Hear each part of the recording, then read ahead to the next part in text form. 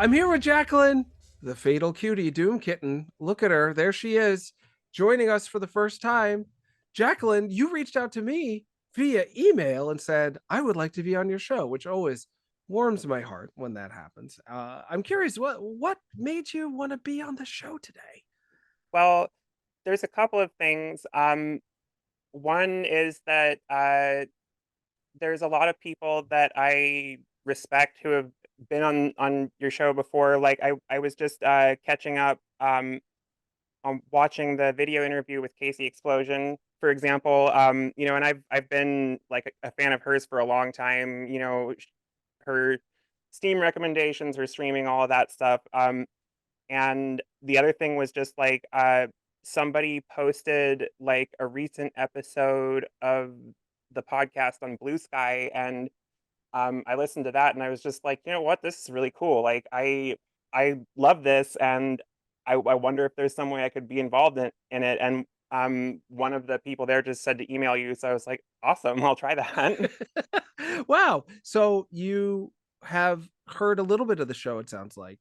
hmm It doesn't sound like you've been deep in the show for a while, which is so exciting for me to know that new people are listening.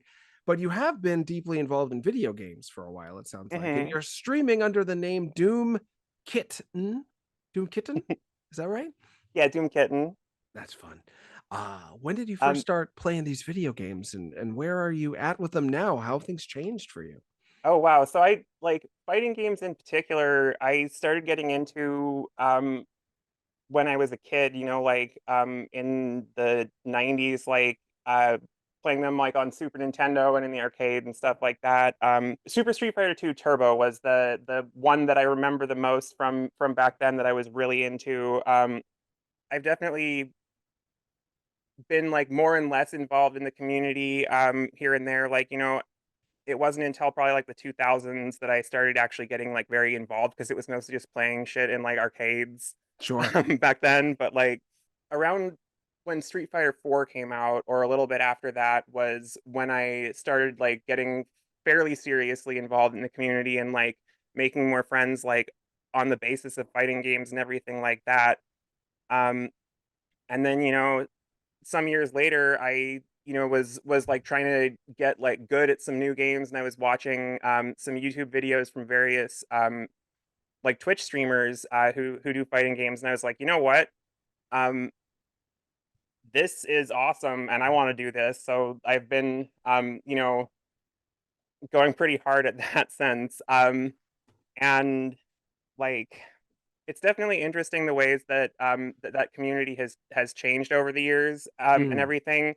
Like one thing that I remember, like when I was first getting involved, is that it was kind of like a lot like what some of the worst reputations of various gaming communities are like. Like I had a lot of fun and I enjoyed it and stuff, but there was a lot of like misogyny and homophobia and transphobia and stuff like that in the community back then, and that's one thing that I'm really happy to see changing nowadays. It's a thing that actually like got me sort of less in love with not the games but with the community for a while, because I was just like, man, this is a lot to deal with. But Mm. Mhm. we've got like pros and champions like Umi Show and like Sonic Fox and and Ricky Ortiz. Oh, sure. She's been one of my favorites since the Street Fighter 4 days, if not earlier. But and they're all pretty well accepted. Like, I mean, there's obviously always going to be some jerks, but it's really cool to see how people who aren't just like that one demographic have been becoming more involved and like getting more acceptance. And just I think that it's really made a positive difference in the community in a lot of ways, and I'm much happier to be a part of it now than I was back then. That makes a lot of sense. I am not an expert on online competitive game communities. I'm the least competitive person I know, which is saying a lot because I know a lot of uncompetitive people, but I have zero interest in being better at anyone than anything, which leads to me being bad at a lot of things, including some fighting games. I used to play a lot of Alpha 3. I used to play a fair amount of Super Turbo, mostly because I just wanted to be able to beat Akuma. So I love competing against the computer, but just even getting to Akuma is so hard. I don't think Yeah. I've ever done it without cheats. So just giving you my perspective briefly on my interactions with the fighting game community and my lack of connection to it, though I love fighting games as an idea and I love playing them non-competitively just to explore the systems. My experience with the fighting game community has largely been bad because I once wrote something saying tiers are not facts, they're just like theories about who could beat someone else character wise more often, but it's not like top tier is set in stone. And talked about how in the Japanese Third Strike, Street Fighter Third Strike scene, Hugo is like often a winning character, but the way that players outside of Japan in their communities, and this is before this game was even online, they don't play with Hugo the same way because they don't learn the same techniques from their peers. So Hugo players just on the whole were less likely to win tournaments. So that's to say that Hugo isn't better or worse. It's just a lot of unexplored territory with that game in particular. Hmm. Hatred, the hate that came Oh at my me, God. Jackie. There's a Twitter page, it's probably other places, a Twitter handle called Scrub Quotes. And they Hmm. changed their face to my face after I wrote that because they were like, this scrub knows nothing of our world. How dare he have opinions about those video games? And am I the smartest Jeez. person when it comes to fighting games? Absolutely not. Are only the quote smartest opinions worthwhile? I don't think so. I think it's great to get all sorts of opinions out there. And it'd be one thing if I was paid $1 million to write that article, but I think I was not. I think I was paid much less. I wrote it mostly for fun, not because I was going to cash in and become the next big name person in the fighting game scene, which clearly wasn't going to happen anyway. So, the competitiveness of the fighting game community, even about your opinions, has pushed me away from getting more involved with it, despite the fact that I know Adam Hart, who made Dive Kick and worked on Killer Instinct later. I know various other folks in the community. Matt McMuscles and I have always gotten along really well. He got started with two best friends play, talking a lot about Street Fighter and digging into the history of the character designs of that series. I like a lot of fighting game people, but the community as a whole, last time I checked, felt like it was people who are going to be mean. What has your experience been lately with the community? Have you dealt with that competitiveness too? Or have Yeah, you, a yeah, bit, definitely. yeah? Like, um, my experience of that is largely that it has gotten better, but that's still a big thing. Like, it's funny though, because one thing that I've noticed, and I'm not a fighting game pro. There's a reason why I'm not like, like winning big prizes at Evo and why I'm streaming instead. Like I'm I'm okay at fighting games at best. Mm-hmm. But like definitely there is still like a lot of that. It's funny to me though, because the people that are the meanest are usually the worst players. Not always, Uh-huh. but usually. Like when I'm playing games on stream, for example, and stuff, the people that like absolutely kick my ass, those are not the people that are like yelling at me or being hateful or something like that. It's the people that I just like you know, crush effortlessly. And again, like I'm not a pro by any means. So the people that I crush effortlessly tend to be the ones who send me like the messages full of slurs and like, you know, Mm. getting Mm-hmm. all complainy about it. And it's just and I've noticed that a little bit like in person. Like I haven't played an in-person tournament in a long time, but I used to around here more. I kind of fell off because of the pandemic and that. Oh, But sure.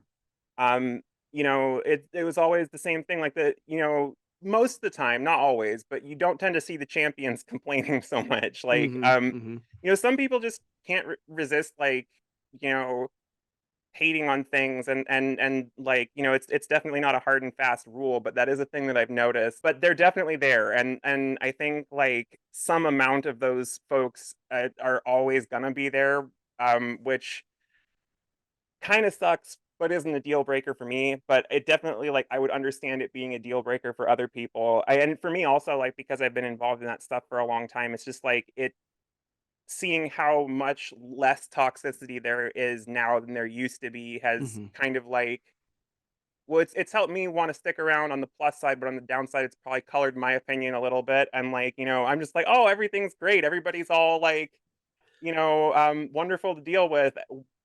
But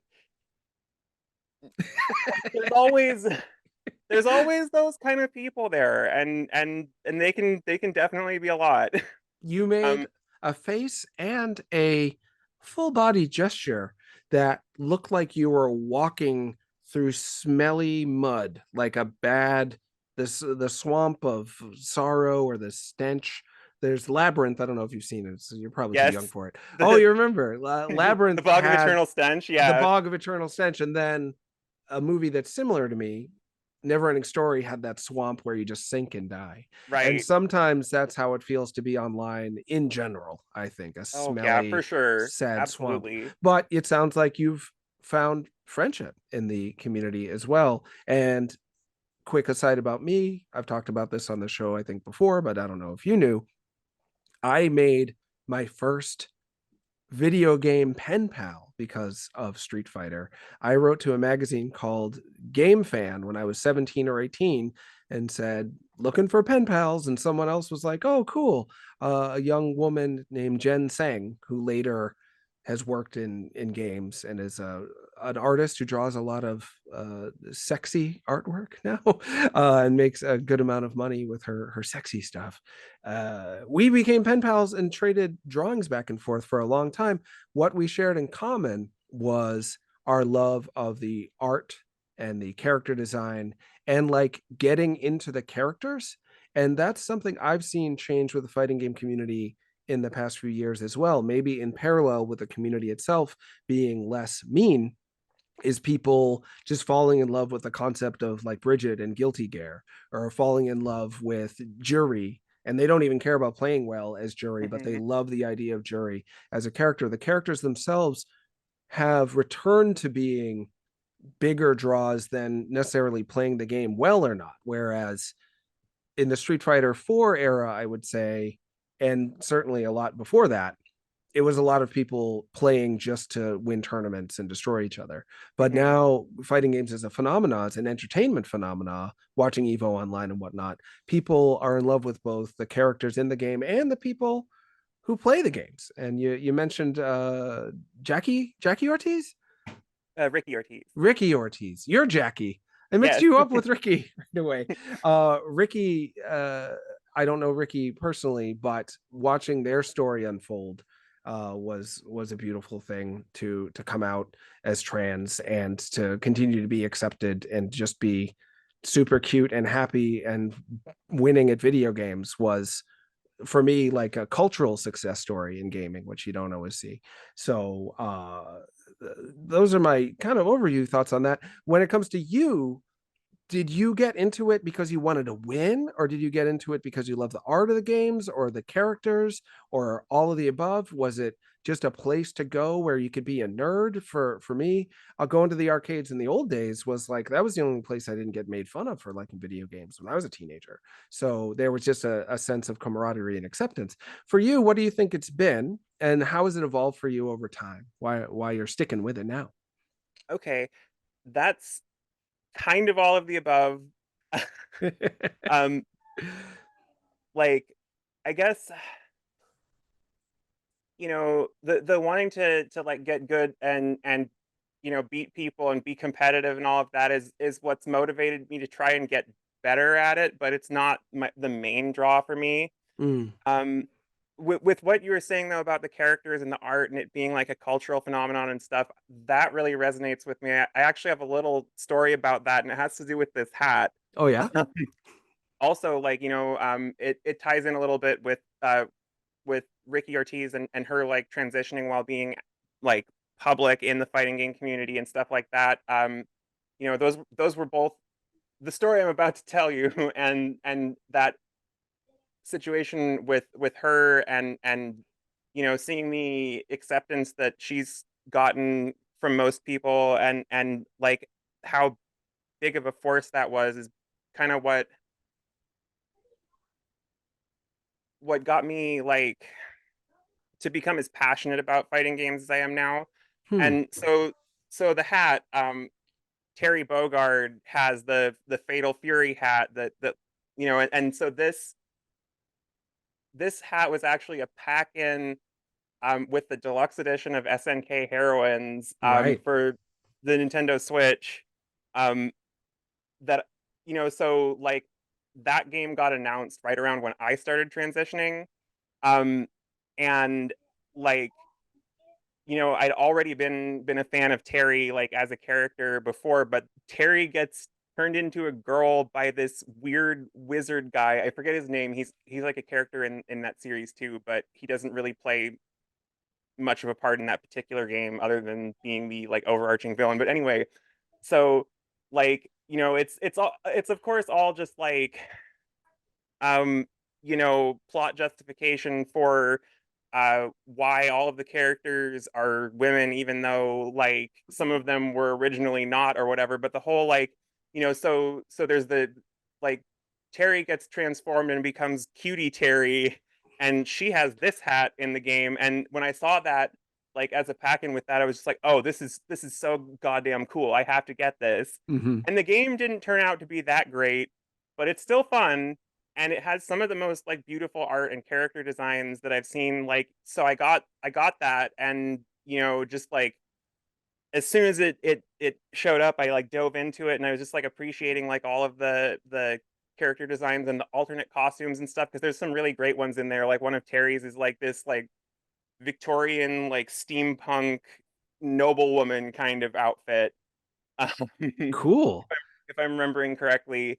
And like just yeah, it was really beautiful to see, and it came at a time in my life that I really needed something like that to and I had so much fun with that game and with that experience and all of that that as soon as I like kind of ran out of stuff to do with that one, I started picking up more of them left and right, and just like you know that was sort of what got me like back into it a little bit and like to develop that kind of passion for it. So the character designs and the stories and the art and all of that stuff is super important to me, and that's like you know it's kind of nice to feel like seen and included in that kind of stuff, and like having characters that have like a backstory similar to mine or an experience similar to mine in game, or they look sort of like me or something like that.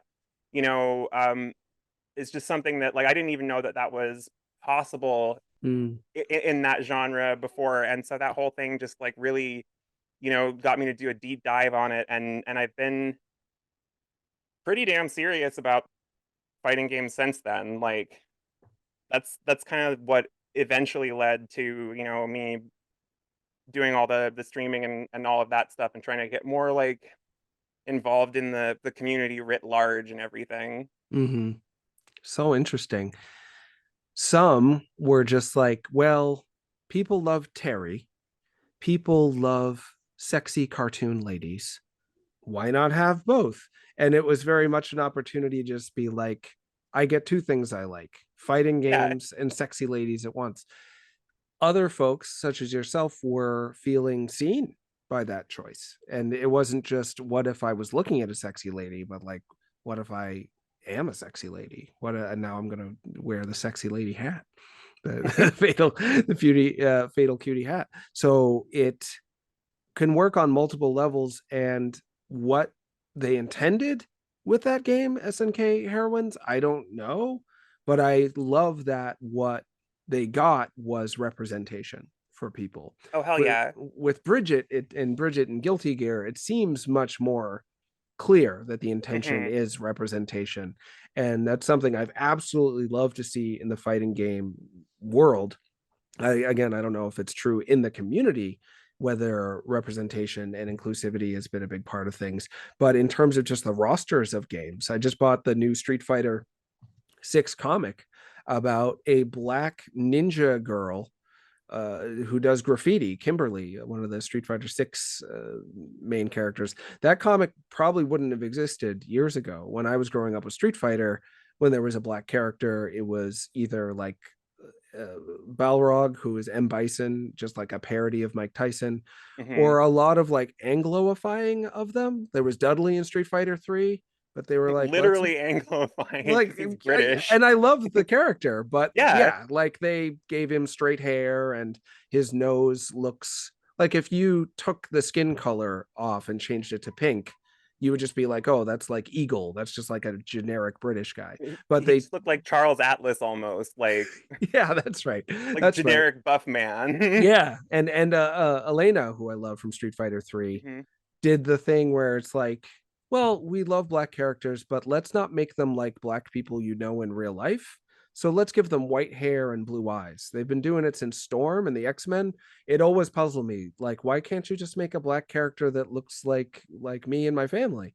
Uh Now they're doing it. Kimberly, when I Hmm. see her, I'm like, that's my family. It's so amazing to see that for a change and like headlining comics. So racially, things have gotten a lot better in terms of diversity and inclusion, and in terms of sex and gender. I think like half the Street Fighter Six cast is women, Hmm. and I don't know if there to be a trans Street Fighter Six character yet, but if there should be, is Poison, and there's a lot of controversy around Poison, which I'm sure you know a lot more than me, but I always like to hold Poison up as some form of representation. Yeah, because Poison, it sort of like is trans representation for originally bad reasons, Hmm. but has kind of like mutated into a much more positive thing. I feel like, and yeah, it was kind of especially with when that character was introduced, it definitely kind of felt like you just take what you can get at that Mm, point in time. Like, yeah. you were saying with the inclusion of like black characters and a lot of them being like playing it safe in that same kind of way. It seems like with a lot of characters that, sort of differ from the stereotypical like fighting game character and player from back then, it was just like, you know, for me at least, it definitely felt like I just, take what I could get as far as representation. But it is nice to see that stuff being like genuine and more positive nowadays. And I played Poison a lot in Street Fighter 4. Even though so I wasn't like out at the time yet or anything, but it was still just like, like I knew that backstory about the character, and I was like, I feel sort of a sense of kinship with this character for reasons that I can't yet explain. And so Mm. like there is definitely that. And it's so cool like seeing stuff like what you were talking about with Kimberly, and then like with Guilty Gear, with Bridget in like Strive especially, where like the developer was like, she's trans, and if you try to deny that at this point, you're an idiot. like Yeah. you know, just like straight out and said it like, no, this is the intention all along, but you guys keep missing the point. So, like we're going to make it explicit in the game. And Hmm. it's like, with that kind of thing, it's just like, yeah, it's been really cool to see that. And I think that that some of the developers of those games are really realizing that there is a lot more of a diverse community that's involved in that kind of stuff than previous. And like, yeah, there is actually like a demand for a diverse cast, and it is something that not only is like a positive thing, but they can actually make money doing that. So Hmm. like I've definitely seen that shift too, and I'm psyched that that's a thing that's commercially viable now because of that increased like diversity in the community, and just like in the game purchasing public at large. It certainly made me and many of my like friends a lot more comfortable with like being openly involved in that kind of thing. Um, and so that's been a huge positive, I think. So well put. My Oh, cat thank has you. been oh anytime. My If you've wondered what my arm is doing, this is my cat Dinka. She's asking Oh, for a lot of baby. affection. She played Albert Whiskers once in a video where I played Birdie from Street Fighter. Oh, she's purring so Oh, hard right now. She's having a great time, but you gotta let me finish the podcast, Dinka. my You my gotta. cat is sitting on his little perch in the window right over there right now. His name is Fibes. He's all black and very fluffy, and he is kind of the inspiration for the name doomkitn that I came up with, because he, Oh. like, he's this little guy, but he also looks like, this portal to the void, like a furious little rain cloud or something. Isn't it fun how, compared to how things were when we were younger, and Ryu, karate guy, army guy with hair, but a very American hair for Guile. Now people love having characters with nuance and mixtures of extremes. People love Doom Kittens now. People love a scary, threatening portal to the void that's adorable. It's so much more fun to be able to not see things as just one thing, but how we Right. all contain multitudes and extreme multitudes a lot of the time. So we're almost out of time, as we often are a lot of the time on this show. When I get up and running, Jacqueline, it's so fun to talk to you. Is there anything we missed? Anything you wanted to shout out and let people know before we go? We'll certainly put links to your Twitch, which is Doom Kitten, Mhm. and other ways to find you online as you see fit. But before we go, is there anything more you wanted to talk about? Yeah, there's one little thing I would like to give a quick shout out to Nicotine, Veronica Ripley, and Transmission Gaming, the Twitch team that she created. I recently joined that team just like a week ago, actually, I think it was, and Nicotine has been doing so much to, like, improve the experience of, like, trans streamers and gamers, and she's just a wonderful person also, and so, like, I wanted to mention, like, what she's doing in that space, and like that she's like kind of really helped to create like a home and a community for a lot of us, and like, yeah, that's just, I wanted to kind of put a little spotlight on her work there, because she's also like a huge inspiration to me, and has, like, already, helped me get so many like opportunities and things like that. That's awesome. I may be naive, but I love to think that though trans folks will almost always still end up feeling like a minority. Maybe that's not the case, but in the near future, it feels like that's realistic. But I hope that it changes so it's not a minority in the sense that you feel like you don't have a chance of mainstream acceptance and success. What I'm seeing more and more is other trans folks supporting each other, coming out and saying, sure, we're a minority, but there's still millions of us. And if we stick Right. together and love each other and care about each other and support each other, and I wish we had more time. When I was first involved with games, I ended up covering games by trans artists a good amount. And one of the first things they always told me is like, you'd think that we stick together, but like the people who are most competitive and out to get me are other trans folks. Sure, I deal with transphobia all the time from your average jerk, but then I go to my own community and I hope for support, and then I end up getting a lot of conflict and a lot of trouble. I'm so happy to hear. I haven't heard that though for 15 years. I feel Hmm. like for whatever reason, from my stance outside of that community, though I talk to people in that community just about every day, it seems like that at least has gotten a lot better. And I hope that just leads to us being able to have the next PewDiePie be a trans woman. Wouldn't that be nice if instead of I complain about PewDiePie on the show a lot. He probably doesn't even deserve it. I don't have I ever watched one of his whole videos? I have no idea. I can't even remember. But I would love for the mainstream successful streamer, and no offense, handsome white men, because I love you too, but there's enough of you just making all of the millions. Like it's enough of that. I want diversity of thought, diversity of experience, diversity of everything to be something that's viable. I don't want people to feel like because I'm not PewDiePie, I can't be the next big streamer. And I want the Oh next big yeah. streamer to be you, Jackie. Oh, Doom thank you. Kitten, the fatal cutie. I want it to be you. Let's fingers crossed that if you even get one new Twitch follower out of this show, I'll feel like I at least did my part in helping make your life better and the world a better place. Let's hope so.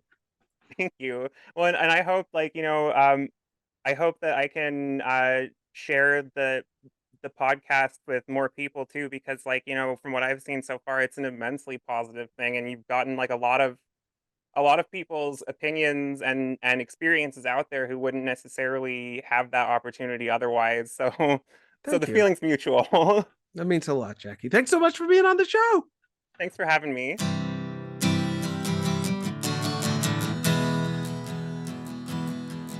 She played fighting games and she streamed them a lot. She could beat up all opponents that she fought. Oh, doomkitn. DOOM kitten. DOOM kitten.